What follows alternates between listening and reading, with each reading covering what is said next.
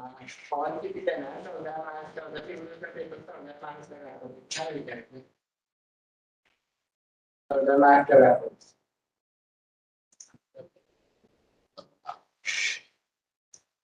एकदा तो 400 येते.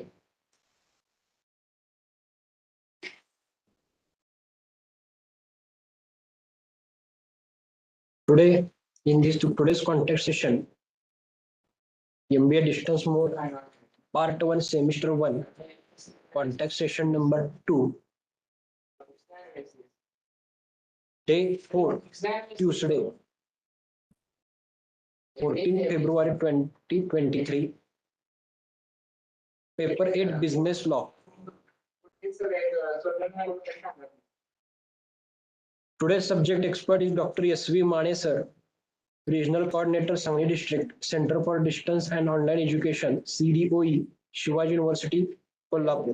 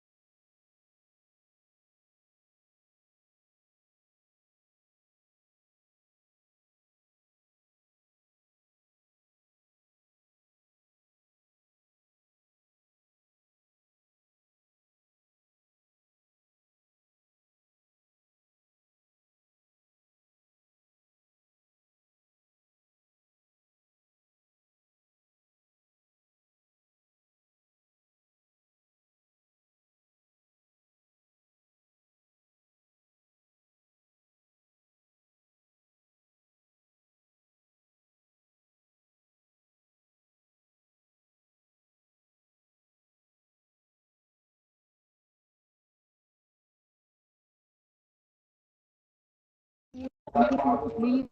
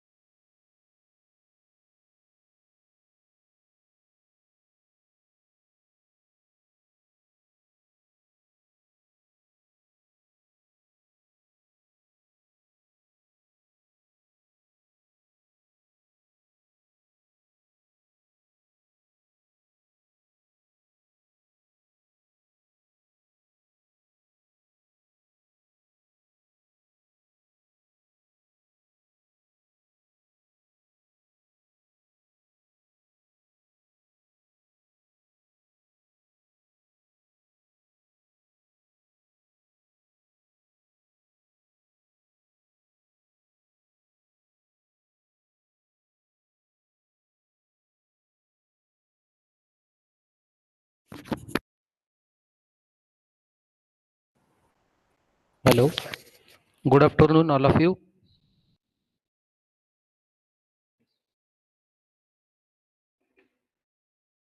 हॅलो कुलदीप, आवाज येतोय?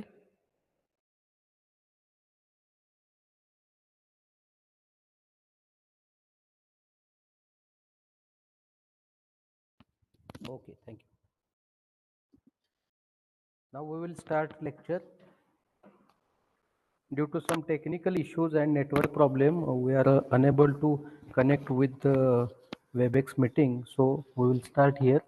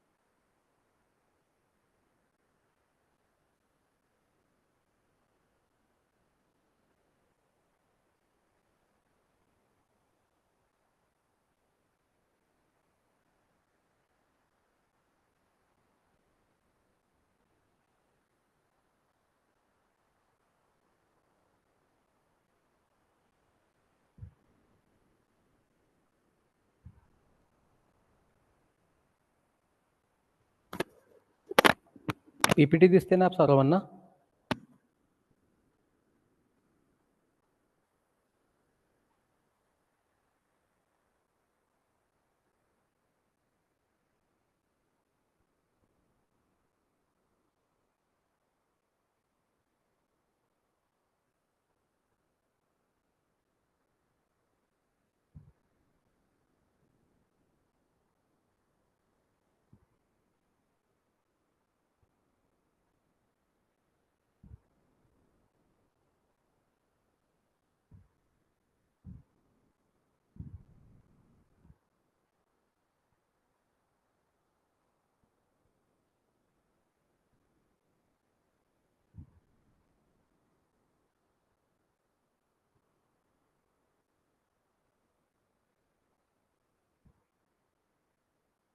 PPT सर्वांना दिसते ना? Hello. Yes, sir.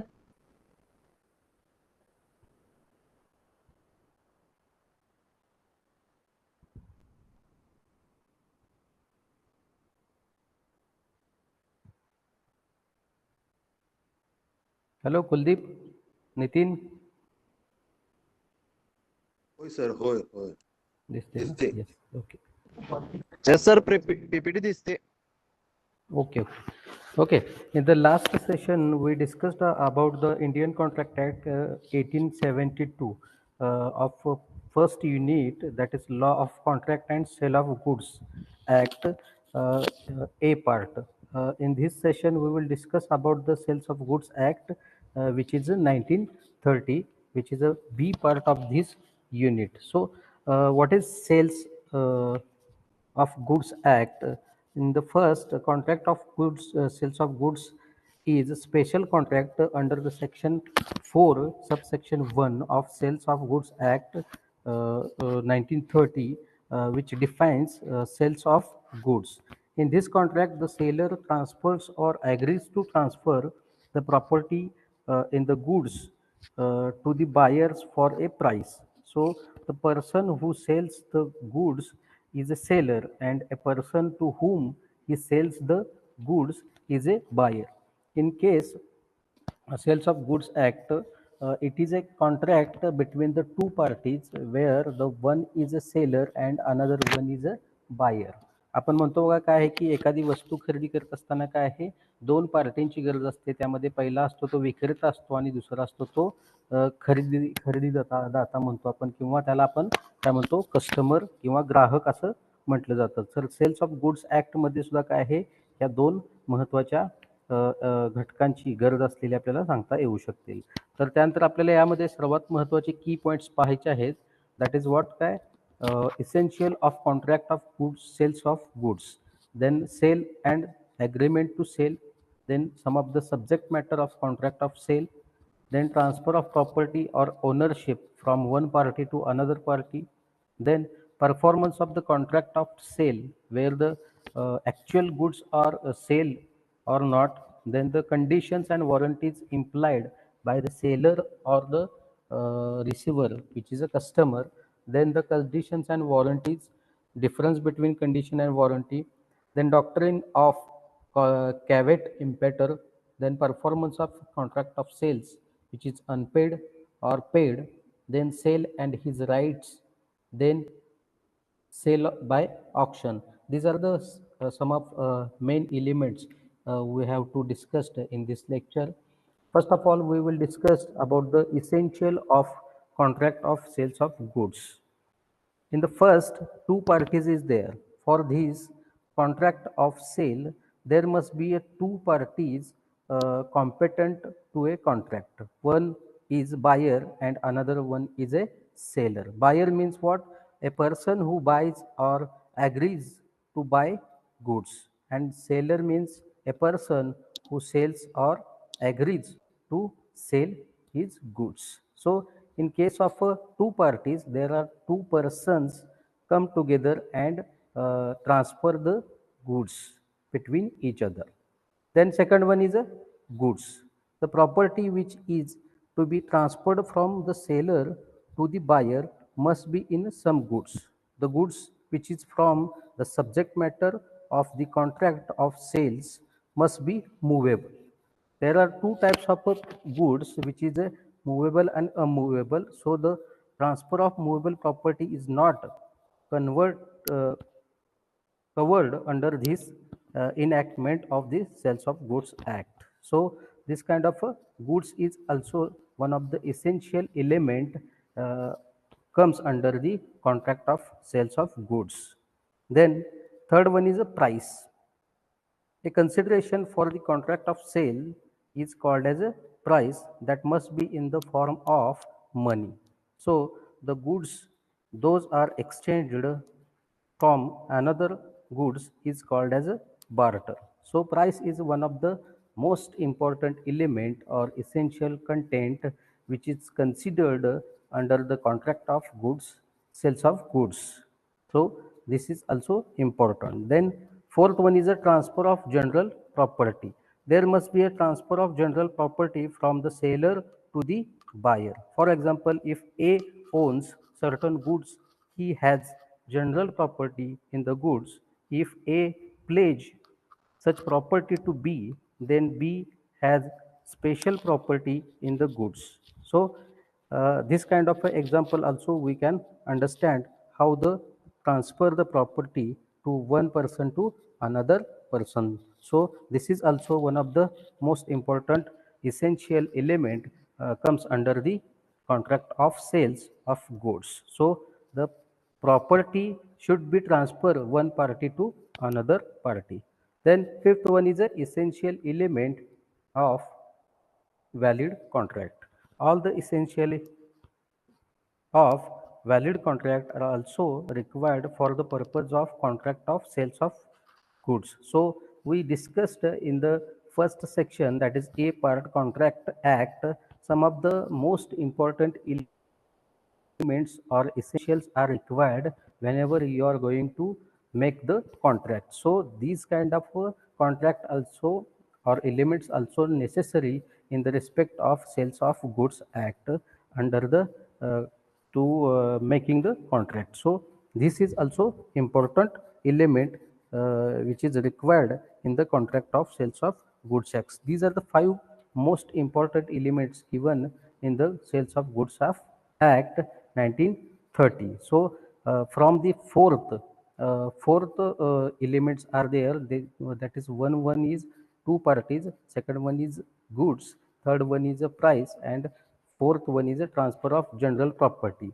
And the all the elements which is valid the contract of sales of goods comes from the Contract Act 1872. So that is also one of the important factor which is used while making the contract between sales of goods act of one person to another person. Then we have to understand what is sale and agreement to sale.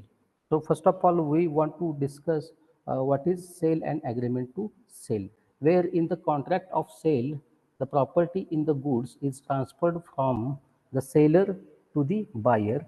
The contract is called as sale. But when the transfer of the property in the goods is to take place at a future time or subject to some conditions thereafter to be fulfilled, the contract is called as a contract or agreement to sell under the section 4 subsection 3 of 1930. So an agreement to sell becomes a sale when the time, place, or the conditions subject to which the property in the goods is to be transferred are fulfilled. In the case of transfer, in the case of sales, the actual goods are transferred to the seller to buyer, and in case of agreement to sale, the goods are transferred in the future. So this is the simple difference given in this uh, sale and agreement to sale. Now discuss about the sale and agreement to sale. What is the actual difference between them? The first one is a transfer of property. In case of sale, property in the goods transfers from seller to the buyer immediately.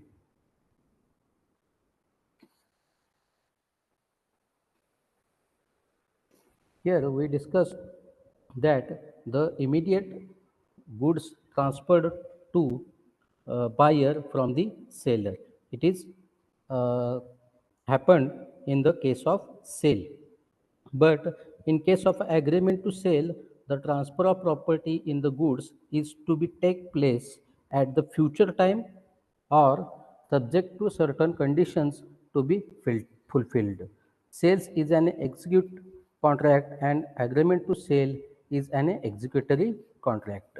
म्हणजेच काय transfer of प्रॉपर्टीमध्ये काय केलं जातं बघा की जी goods आहेत सेल्समध्ये काय केलं जातं इमिडिएटली लगेच काय केलं जाते त्या घेणाऱ्या व्यक्तीच्याकडे किंवा जो कस्टमर असेल किंवा जो ग्राहक असेल त्याच्याकडे दिली जाते आणि ॲग्रीमेंट टू सेलमध्ये काय आहे काही कंडिशन्स किंवा काही त्याच्यामध्ये अटी किंवा शर्ती लागू केल्या जातात आणि ती पुढच्या भविष्यामध्ये काय केली जाते ती दिली जात असते. तर अशा पद्धतीचे ट्रान्सफर ऑफ प्रॉपर्टी आहे. Then types of goods.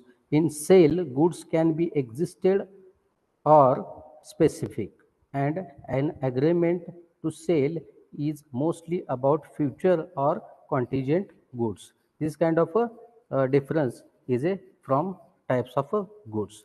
Then risk of loss. In case of a sale, if the goods are destroyed, the loss fall on the buyer even though the goods are in the possession of the seller. And in the agreement to sale, if the goods are destroyed, the loss falls on the seller even though the goods are in possession of the buyer.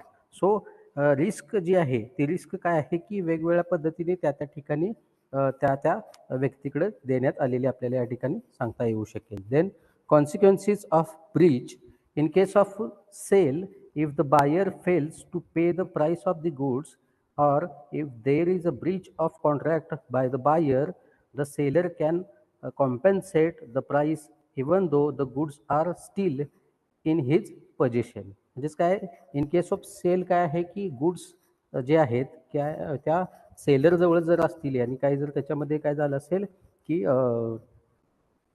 काही जर सेलरकडून किंवा बायरकडून काय जर problem झाला असेल तर त्या ठिकाणी काय आहे ते कॉम्पेन्सेट करण्याची जबाबदारी काय आहे त्या बायरची या ठिकाणी असू शकते. In case of agreement to sell, if the goods are destroyed, the loss falls on the seller even though the goods are in the position of the buyer. So consequences जे आहेत ते कॉन्सिक्वेन्सेस काय आहेत त्या पार्टीवरती या ठिकाणी काय केलेलं आहे या ॲक्टमध्ये लागू करण्यात आलेले आपल्याला सांगता येऊ शकेल. Then fifth one is a right to resale. In case of a sale, the seller cannot resell the goods. In case of agreement to sale, in case of resale, the buyer who takes the goods for consideration and without notice of prior agreement gets good title. In such a case, the original buyer can only compensate the seller for the damages. So right to sell resale आहे तो देखील या ठिकाणी काय आहे महत्त्वाचा सांगण्यात आलेला आहे. Then general and particular property. A sale is a contract or conveyance which creates and जन्स in rem which gives the right to the buyer to enjoy the goods against the world at large including the seller. An agreement to sell is a contract which creates just personam which gives a right to the buyer against the seller to compensate the damages. So the seventh one is a insolvencies of buyers. In case of sale, if the buyer becomes insolvent before he pays for the goods to the seller, in the absence of the lien over the goods must be returned them to the official receiver or agencies.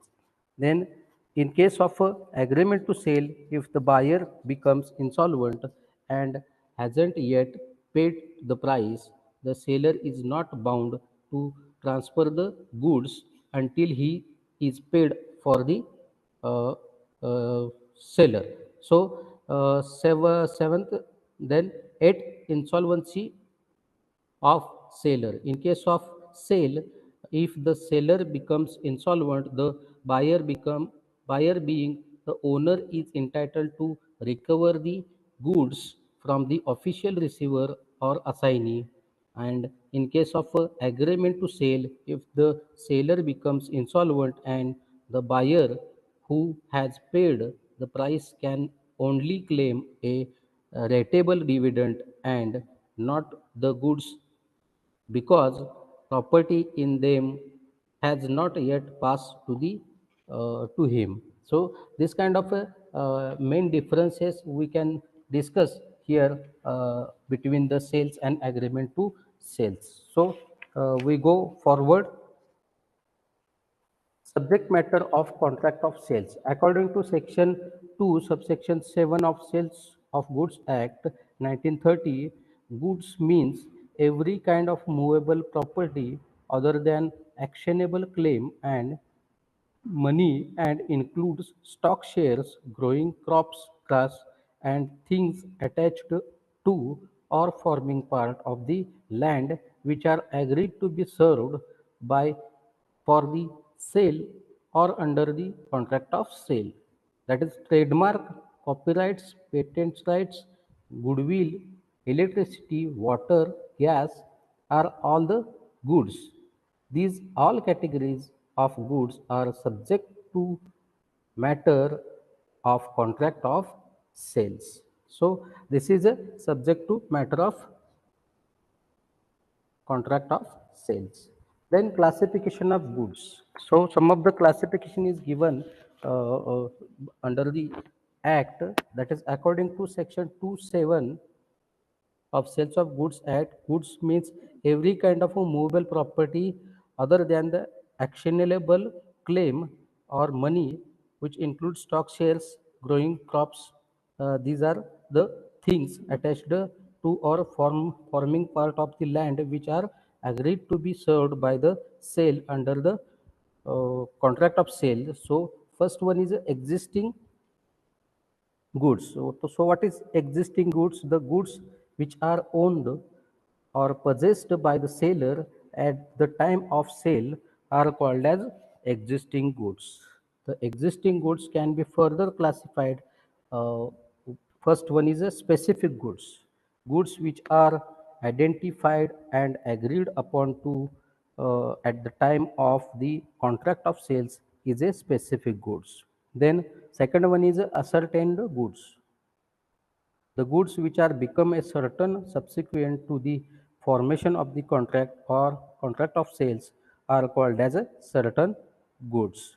Then third one is a unascertained or generic goods. The goods which are not identified and agreed upon at the time of contract of sale, these goods are called as uncertain or generic goods. So second one is future goods. According to section 2 subsection 6 of Sales of Goods Act 1930, the future goods means the goods which are a seller does not possess at the time of the contract, but which will be manufactured or produced or acquired by him after the making of the contract of sales is called as a future goods.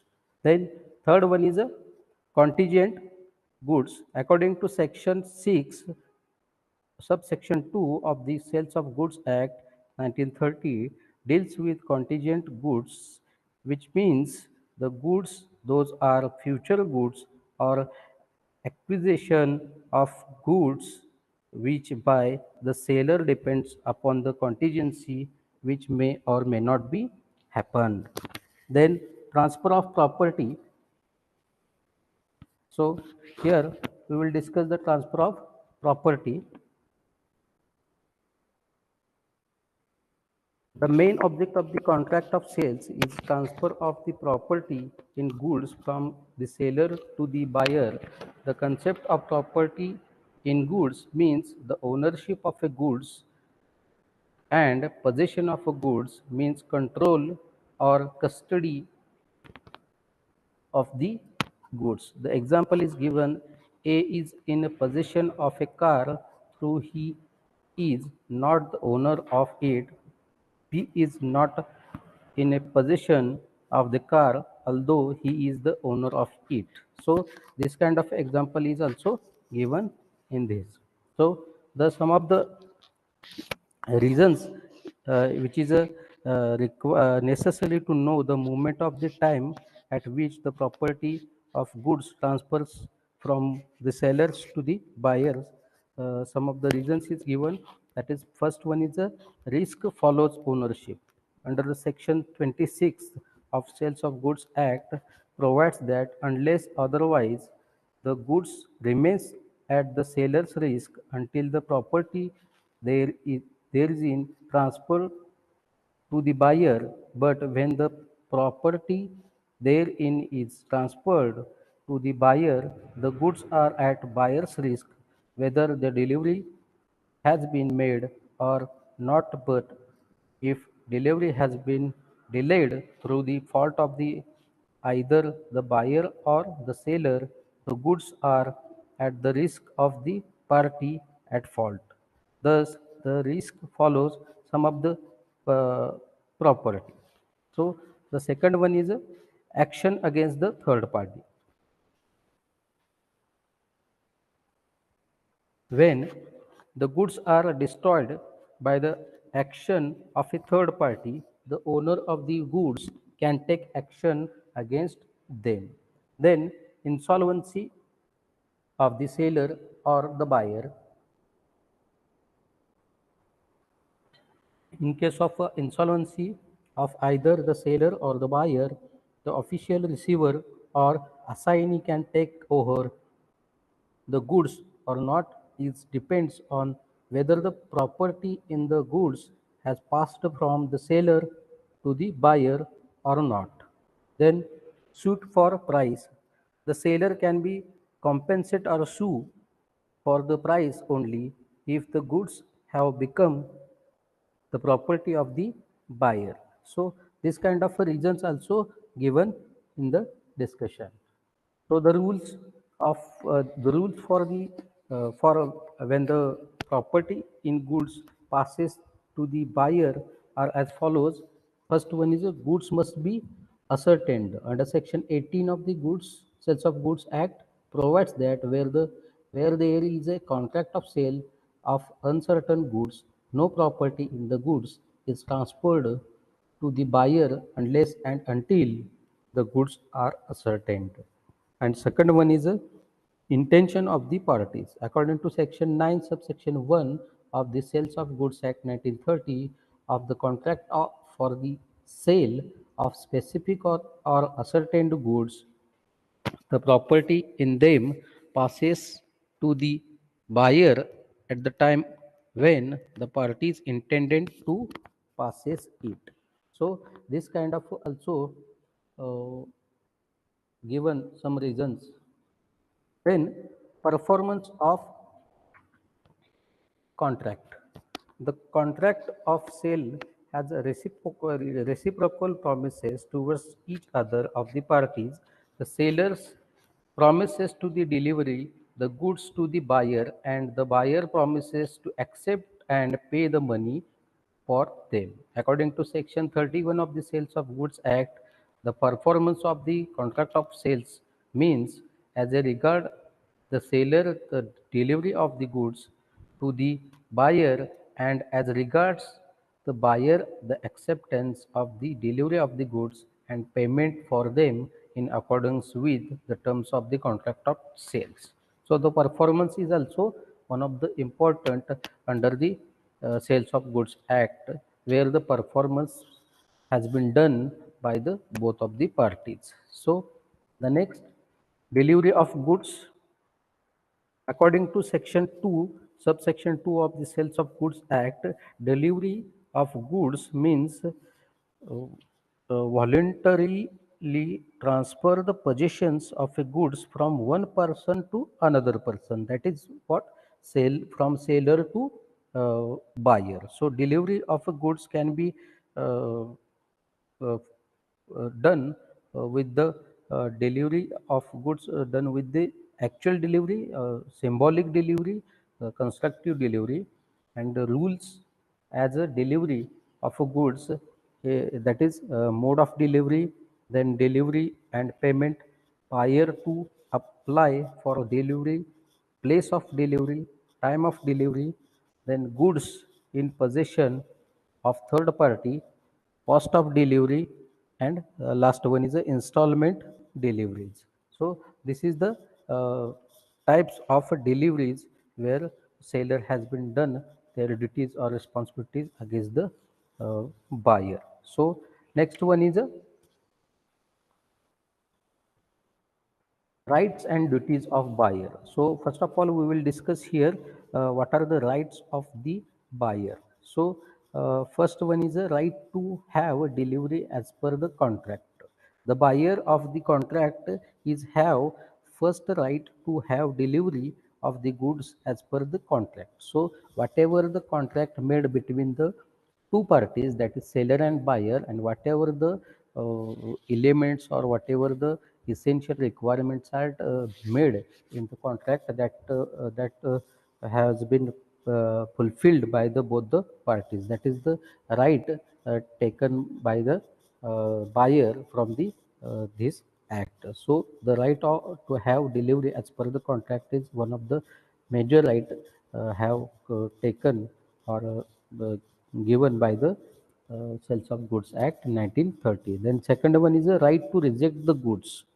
If the seller delivers the goods to the buyer larger or smaller quantity, then he ordered them, the buyer may reject the whole or accept the whole or accept the goods of quantity he ordered or rejected the rest. So rejection is the one of the right given under this act to the buyer, that they have taken the decision about the rejection and acceptance about the delivery of the goods. So this is one of the right given by the act. So third one is a right to repudiate.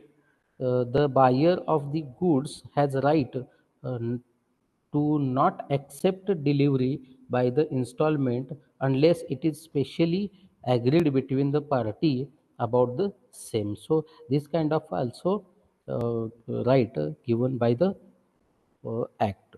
Then next one is a right to examine.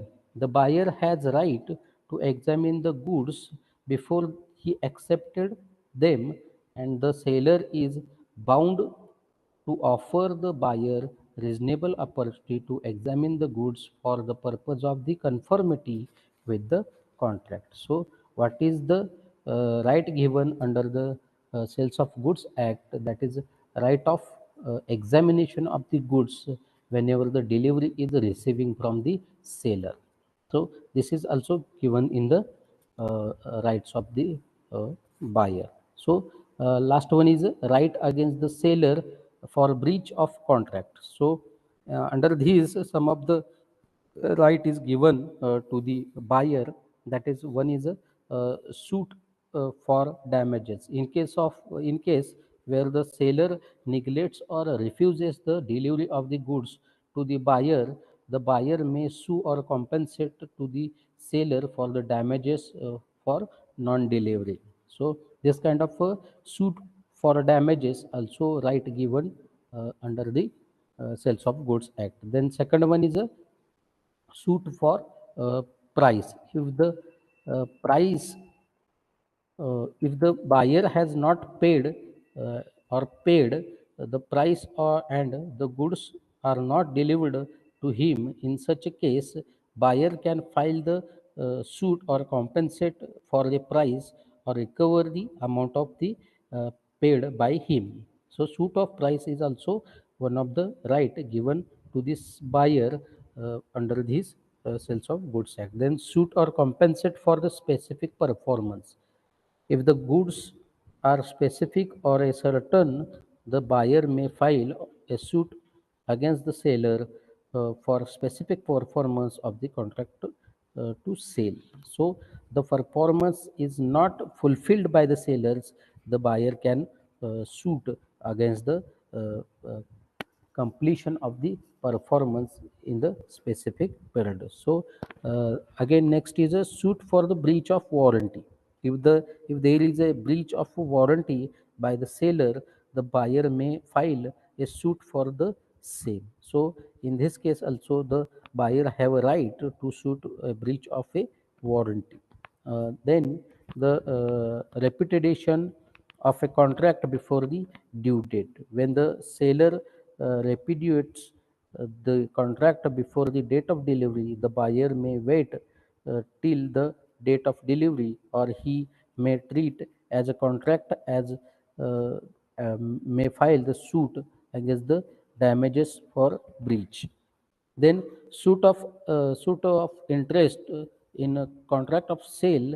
If the seller has committed breach of contract, then the seller is bound to refund the price to the buyer.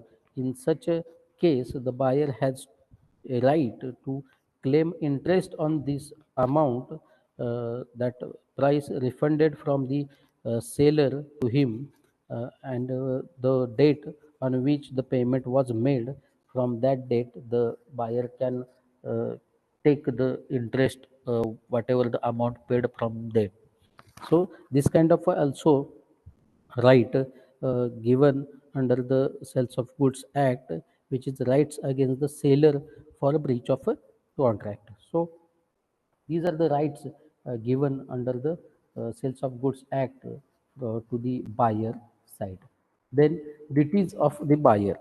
So some of the duties also important given under the Sales of Goods Act, which is mandatory for the buyer. So first one is a duty to accept the goods and pay for them in exchange of the possession. So it is a duty of the buyer to accept the goods as per the contract and pay the according to the terms of the contract of sales. The buyer must be ready or willing to pay the price in exchange of for their possession of the goods. So this is one of the duty have been mandated by the act under the Sales of Goods Act to the buyer. Then second one is a duty to apply for delivery. It is the duty of the buyer to apply the delivery from the seller. So second, then third, duty to demand delivery at a reasonable hour. It is the duty of the buyer to demand delivery at a reasonable period of time from the seller whenever the purchases is done. Then duty to accept installment delivery and pay for it. In case of a contract of sale where it is agreed between the parties, the delivery on installment basis, it is the duty of the buyer to accept the installment delivery. Then fourth one is fifth one is a duty to intimate the seller where he rejects the goods. It is the duty of the buyer to intimate the seller in case of rejection of the goods if the damages or any kind of unhappened. Then sixth one is a duty to take delivery. It is the duty of the buyer to take delivery of the goods within a reasonable time. So this is also one of the duty given under the section of Sales of Goods Act. Duty to pay price when the property in a goods are passed from the seller to the buyer. It is the duty of the buyer to pay the price according to the terms of the contract.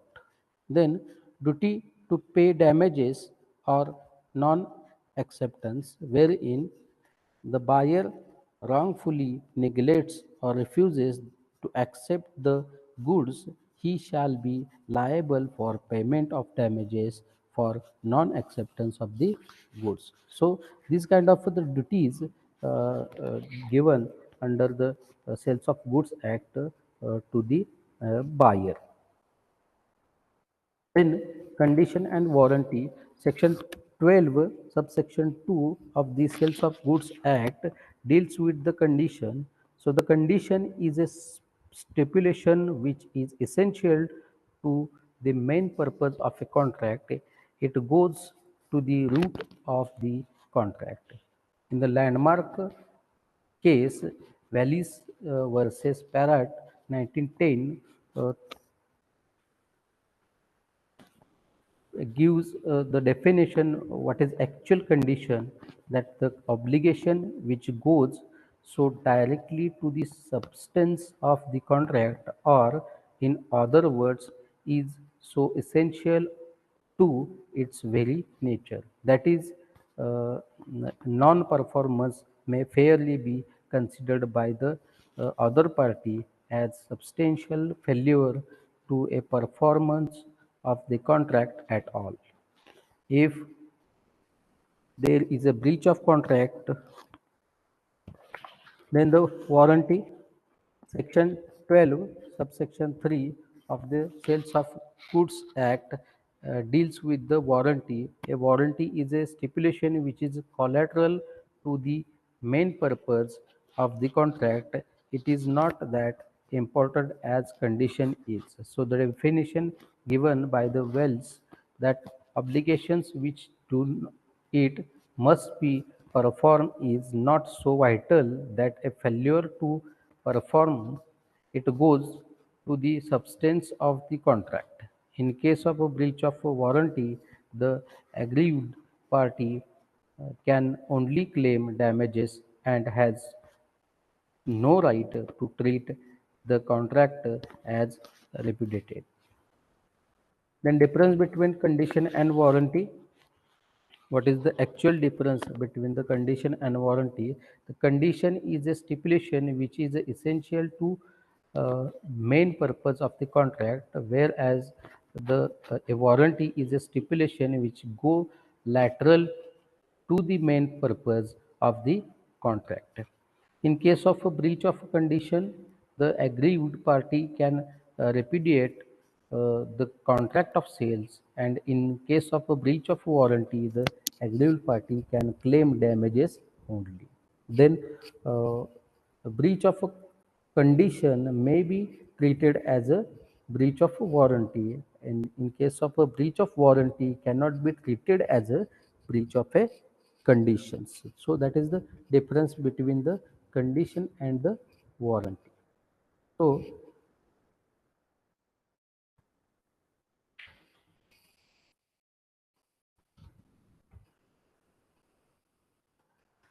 then we will discuss about the rights of an unpaid seller. So first right is a rights against the goods in a contract of sales where the property in the goods has passed to the buyer of an unpaid seller has the following rights against the goods. So first right is a right to lien. Right of lien is a right to retain possession of a goods until the payment of the price. It is available to the unpaid seller of the goods who is in possession of them where the goods have been sold without any stipulation as to credit. The goods uh, of the goods have been sold on credit but the terms of credit has expired, then when the buyer becomes insolvent. So this kind of right given under the sales of goods act to the seller. Then second one is a right of a stoppage in transit. The right of a stoppage in transit is a right available to unpaid seller to the stop the goods in the transit. The unpaid seller has further right of the resuming possession of the goods as long as they are in the course of transit and retaining possession until payment or tender of the price has made. It is available done in the following grounds. That is, one is when the buyer become insolvent or when the goods are in a transit. Then second one is right of resale under the section 46 subsection 1 subsection C and for section 54, the unpaid seller can resell the goods in case of when the goods are perishable nature or when the unpaid seller gives notice to the buyer of his intention to resell the goods and the buyer doesn't have or within the reasonable time pay or tender the price, or in case of where the seller expressly received a right of resale with him in a situation where the buyer makes default. So this kind of also right of resale given under the Sales of Goods Act.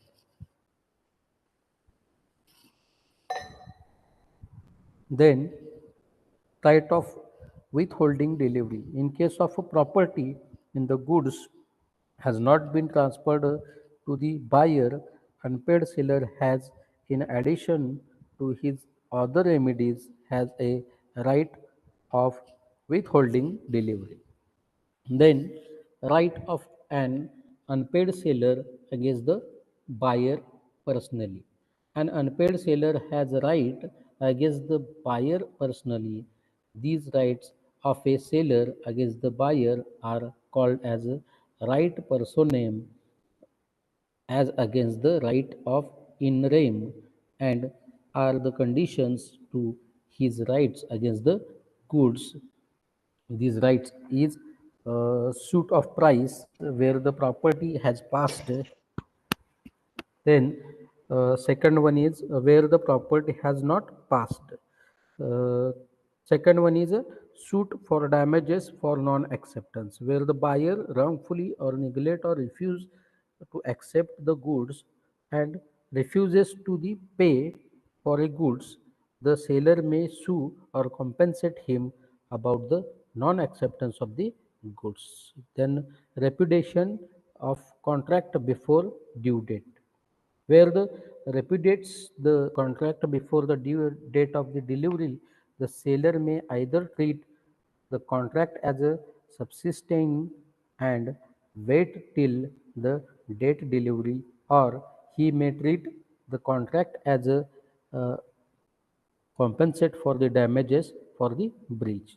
This rule is known as the rule of the anticipatory breach of the contract. Then fourth one is a suit for interest, where there is a specific agreement between the seller and the buyer as to interest on the price of the goods from the date on which payment becomes due. The seller may recover interest from the buyer. If there is no specific agreement to the this effect, the seller may charge interest on the price of the uh, price prices where when it becomes due from the such a day as he may notify the buyer. So this kind of also suit of interest given under the right of the unpaid seller from Sales of Goods Act 1930. So again we will discuss here sale by auction. A sale by auction as a public sale where number of buyers try to outbid each other. In this kind of a sale, the goods are ultimately sold to the highest bidder, and the auctioneer who sells the goods by auction is an agent of the seller, that is the original owner. So the what is the procedure of the auction sale is usually proposed auction is advertised and printed of the goods together with the terms of the sales, which is to be circulated on the date or day fixed and time, and the intending buyers assemble to one place, and auctioneer puts the different lot to auction and invite bids from the intending buyers. Every bid is an offer by the buyer. The highest bid is accepted by the auctioneer in customary method, that is by the fall of hammer or by the words of auctioneer accept the highest bid. The highest bid is an offer, and the fall of hammer is an acceptance of the offer by the auctioneer. So the contract of the sale is completed from the both the parties. So that kind of a procedure is also given under the Sales of Goods Act for the sales by the auction. Then what are the rules of the auction? So the first rule is a goods put up for the sales lot. So in case of auction, sale goods are put up for a sale lots. A lot is considered as a subject of a separate contract of sale. So second one is a completion of sale. The contract of sale is a complete when the auctioneers announce its completion by fall of the hammer, or in some other customary manner like 1, 2, 3, etc. So, after this fall of the hammer or in some other customary manner like 1, 2, 3, the completion of the sales of goods is completed in the rule of auction. Then third one is a right of a seller to bid. Seller right to a bid is reserved expressly. When such a right of reserved, the seller or any person on his behalf of may bid at the auction.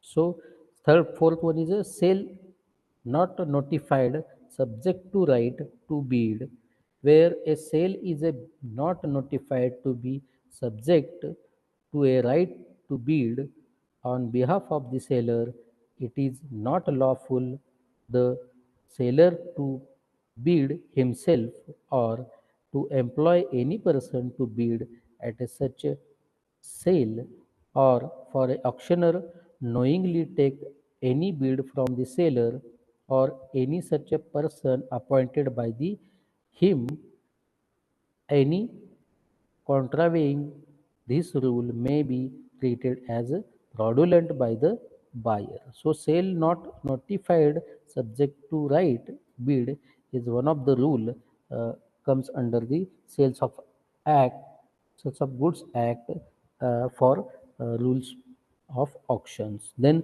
reserve price. Reserve price is the price below which is auctioneers will not sell, where the sales is a subject to reserve price. Every bid is accepted conditionally on the reserve price. Where the sales is without reserve price, the goods will be sold to the highest bidder when where the sum bid is equal to the real value or not.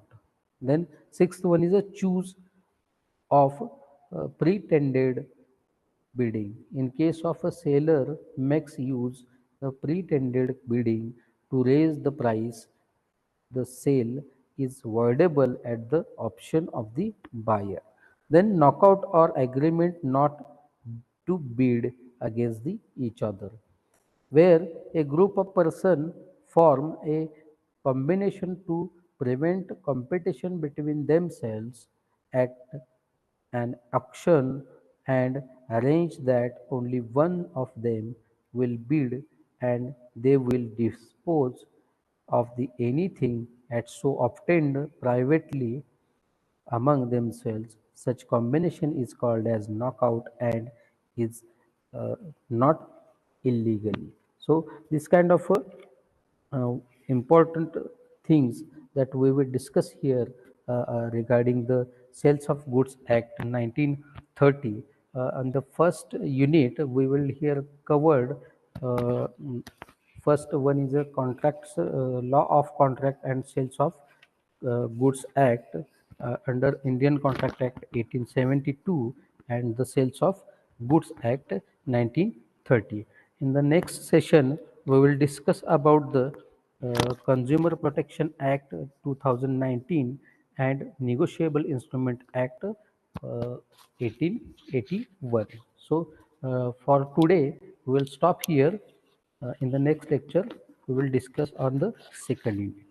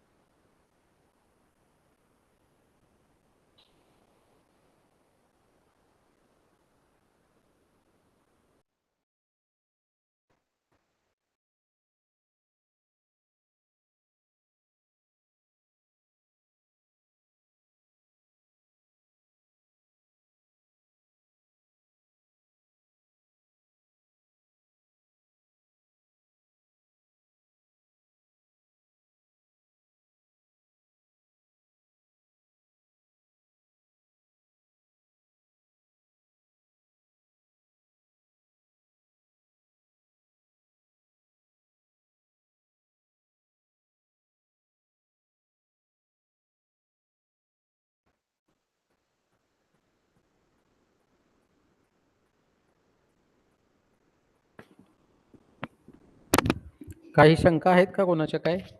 आता आपण थांबूया मग.